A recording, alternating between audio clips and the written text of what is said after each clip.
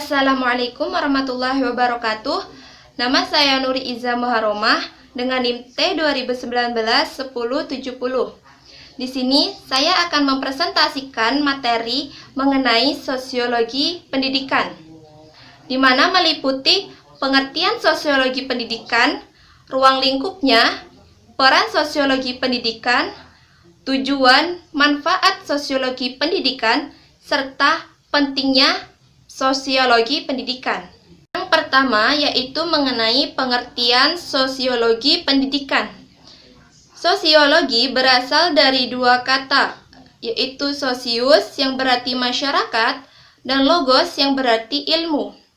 Jadi secara harfiah, ilmu yang mempelajari tentang masyarakat.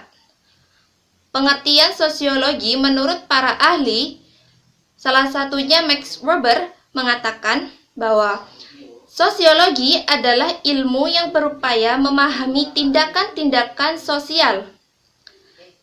Apa itu tindakan-tindakan sosial?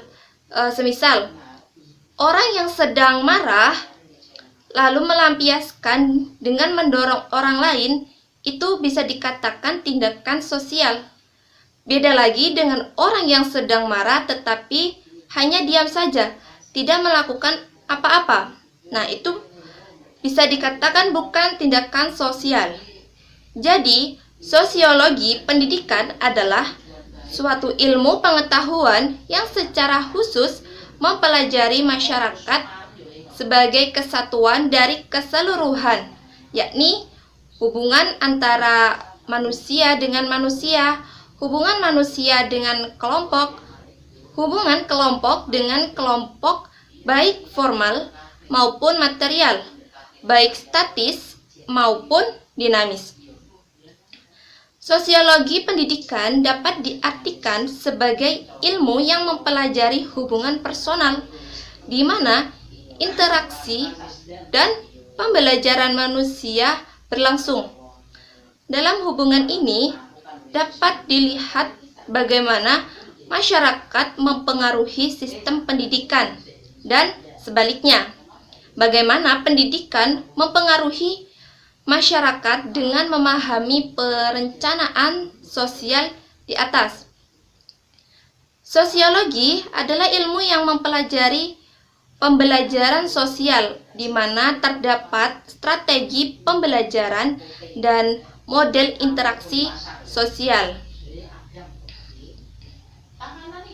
Jadi pada hakikatnya, belajar ilmu sosiologi merupakan pembelajaran tentang berkomunikasi.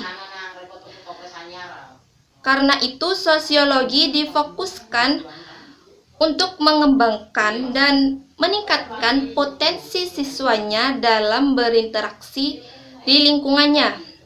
Selain itu, untuk mengembangkan potensi dalam berkomunikasi, tapi juga untuk meningkatkan kemampuan dan juga wawasan sosialnya. Yang kedua yaitu ruang lingkup sosiologi pendidikan.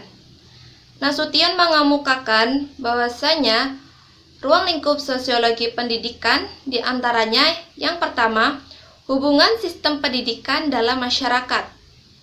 Hubungan sistem pendidikan dengan program komunitas atau program sosial. Hubungan antara sistem pendidikan, sistem manajemen sosial, dan sistem kekuasaan. Peran sistem pendidikan dalam tatanan kebudayaan dan peran sistem pendidikan terkait dengan suku, budaya, dan lainnya. Yang kedua yaitu hubungan antar warga sekolah, yaitu hubungan budaya sekolah yang berbeda dengan budaya luar sekolah. Lalu interaksi sosial dengan komunitas sekolah, termasuk hubungan kekuasaan yang berbeda, divisi sosial dan kepentingan dan kepemimpinan informal yang dikemukakan dalam kelompok siswa. Yang ketiga, dampak sekolah terhadap perilaku dan perilaku semua organisasi sekolah atau lembaga pendidikan, yaitu sosialisasi guru atau staf pengajar, karakter guru, dampak karakter guru atau staf pengajar terhadap perilaku siswa, dan peran sekolah atau lembaga pendidikan dalam masalah sosial siswa. Yang keempat, yaitu hubungan sekolah dalam masyarakat. Analisis tentang mekanisme interaksi antara sekolah dengan kelompok sosial lain di sekitar sekolah, yang termasuk di dalamnya dampak masyarakat atas struktur sekolah lembaga pendidikan. Analisis proses pendidikan dalam sistem sosial di daerah luar sekolah. Hubungan antara sekolah dan komunitas belajar. Dan juga faktor demografi dan lingkungan dalam masyarakat terkait dengan perencanaan sekolah yang membutuhkan pemahaman tentang sistem pendidikan publik dan hubungannya dengan kehidupan masyarakat. Lalu selain itu, ada juga ruang lingkup menurut Katamto Sunarto, di mana yang pertama yaitu sosiologi pendidikan makro. Sosiologi pendidikan makro di sini mempelajari hubungan pendidikan dengan kelompok masyarakat, seperti hubungan pendidikan dengan agama, hubungan pendidikan dengan politik, hubungan pendidikan dengan ekonomi. Lalu yang kedua yaitu sosiologi pendidikan meso, di mana sosiologi pendidikan meso di sini mempelajari hubungan dalam suatu organisasi pendidikan. Di sini sekolah itu dipandang suatu organisasi, seperti hubungan organisasi sekolah dengan struktur organisasi masyarakat. Yang ketiga yaitu sosiologi pendidikan mikro, di mana sosiologi pendidikan mikro itu mempelajari interaksi sosial yang berlangsung dalam institusi pendidikan, seperti interaksi di dalam kelas, baik siswa dengan siswa maupun siswa dengan gurunya. Yang ketiga yaitu peran sosiologi terhadap dunia pendidikan. Yang pertama, sekolah sebagai organisasi, di mana keberadaan sekolah mewarnai kehidupan manusia dalam peradaban modern mengenai ilmu pengetahuan dan teknologi. Dilihat dari konteks sosial, sekolah masuk dalam kategori organisasi yang mengemban konsekuensi organisatoris. Lalu yang kedua, kelas sebagai suatu sistem sosial, di mana penerapan analisis interaksi yaitu menganalisis suatu proses interaksi edukatif di kelas dan pengaruh psikologisnya kepada para siswa dengan metode pendekatan yang diterapkan oleh guru dalam mengelola pembelajaran di kelas.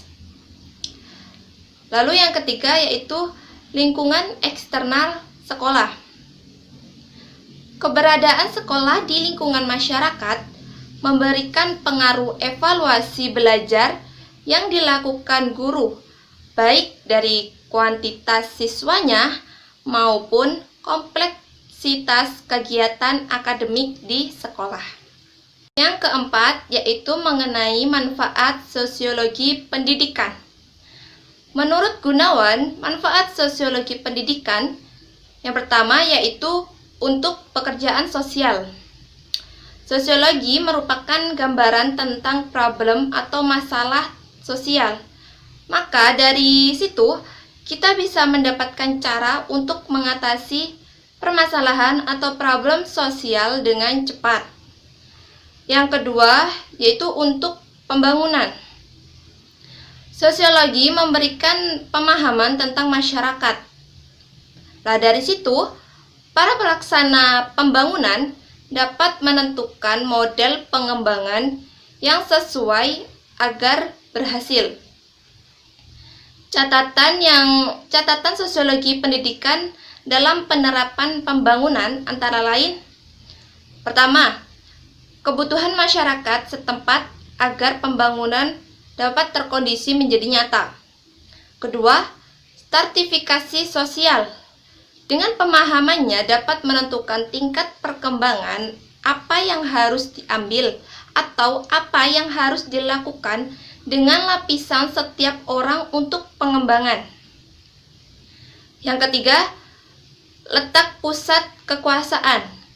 Dengan diketahui di tangan siapa kekuasaan berada, maka upaya pembangunan akan lebih mudah. 4. Sistem komunikasi saluran.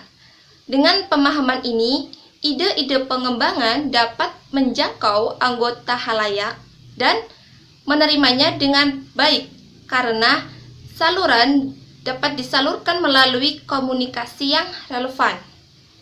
Yang terakhir, yaitu perubahan sosial. Dalam pandangan ini, para perencana dan pelaksana pembangunan menentukan arah kendali atas proses perubahan yang akan terjadi atau proses sosial yang terjadi, di mana mengharapkan perubahan itu berkembang menjadi lebih baik. Yang kelima yaitu tujuan sosiologi pendidikan. Banyak para ahli berpendapat mengenai tujuan sosiologi pendidikan. Yang pertama, Nasution mengemukakan bahwa tujuan sosiologi pendidikan yang pertama sebagai analisis proses sosialisasi. Sosialisasi sangat penting untuk kelangsungan hidup, untuk saling mengenal, saling memahami, saling melindungi. Dengan sosiologi membantu manusia untuk memahami proses tersebut. Yang kedua, sebagai analisis kedudukan pendidikan dalam masyarakat. Semisal, penyelidikan tentang hubungan antara masyarakat dengan sekolah atau meneliti fungsi sekolah dengan struktur sosial di masyarakat sekitar. Yang ketiga, sebagai analisis sosial di sekolah dan masyarakat. Menganalisis interaksi dan peran sosial antara orang di sekolah dengan kelompok di luar sekolah. Lalu yang keempat, sebagai alat kemajuan dan perkembangan sosial. Pendidikan dianggap sebagai alat untuk mencapai kemajuan sosial. Lalu yang kelima, sebagai dasar untuk menentukan tujuan pendidikan. Sosiologi pendidikan dianggap sebagai alat untuk menganalisis tujuan pendidikan. Keenam, sebagai sosiologi terapan, yaitu memadukan bidang sosiologi dan pendidikan lalu diterapkan prinsip sosiologi ke proses pendidikan. Yang terakhir, sebagai latihan untuk para tenaga pendidik. Sosiologi membantu untuk memahami antar manusia di dalam ruang lingkup sekolah. Selain itu, menurut Gunawan, tujuan sosiologi pendidikan yaitu bertujuan untuk menganalisis struktur sosial anak, keluarga, sekolah, dan juga masyarakat. Dan untuk bertujuan menganalisis kemajuan masyarakat. Bertujuan untuk menganalisis keadaan sistem pendidikan di masyarakat. Dan juga bertujuan menganalisis tenaga pendidik dalam kegiatan sosial. Dan juga sosiologi pendidikan membantu menemukan tujuan pendidikan. Tujuan sosiologi pendidikan untuk meningkatkan dan mempercepat tujuan pendidikan. Ada juga gagasan tentang tujuan pendidikan menurut Zainuddin Maliki. Dia berpendapat bahwa tujuan sosiologi pendidikan yaitu analisis proses sosial.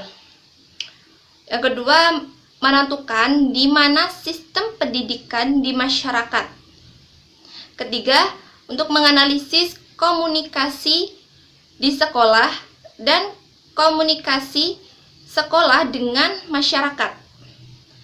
Keempat, untuk membantu memecahkan masalah pendidikan di masyarakat.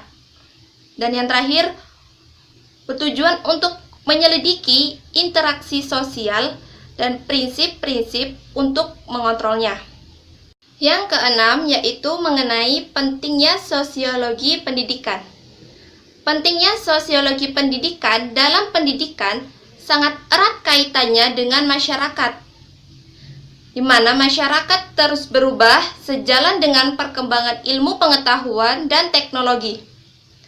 Agar pendidikan tidak hilang arah dalam menghadapi perubahan masyarakat, dunia pendidikan harus terus membaca dan juga menganalisis perubahan, baik positif maupun negatifnya.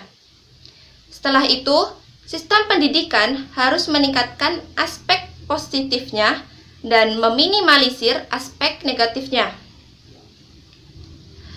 Sosiologi pendidikan itu untuk mempelajari perubahan-perubahan sosial yang terjadi dalam kaitannya dengan pendidikan, agar pendidikan dapat mengikuti perkembangan dan tidak tertinggal dengan dinamika perubahan. Alasan sosiologi pendidikan itu penting. Yang pertama, pendidikan harus menyiapkan generasi yang siap memasuki masyarakat. Disinilah pentingnya dunia pendidikan memanfaatkan jasa pemikiran sosiologi. Yang kedua, pendidikan sebagai agen perubahan sosial, di mana berfungsi transformatif, yaitu menjadi jembatan untuk memajukan masyarakat agar tidak tertinggal dalam perubahan. Sekian presentasi yang bisa saya sampaikan. Mohon maaf apabila ada kesalahan dan juga kekurangan. Wassalamualaikum warahmatullahi wabarakatuh.